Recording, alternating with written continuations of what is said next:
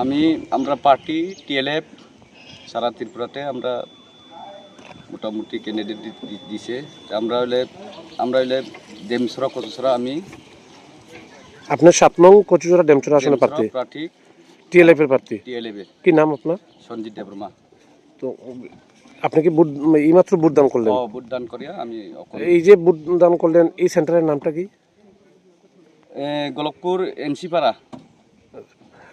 মানে কি সকাল থেকে মোটামুটি এই কচুজোড়া ডেমচুরা আসনে প্রতিটা ভোট কেন্দ্রে কেমন ভোট চলছে? কোন ধরনের কোন গোলযোগ রয়েছে কি? কোনো গন্ডগোল নাই, এমনি শান্তিভাবে প্রিয়। আমরা গোলকপুর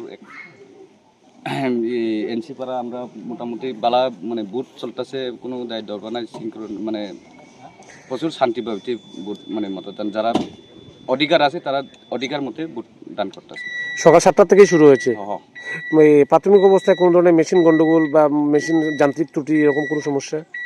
অখনটা কোনো মেশিনে কোনো প্রবলেম এখন আইছে না, পরের কিটা হইব এটা তো দেখা যাবে। নিরাপত্তা বাহিনী কেমন রয়েছে মজুদ?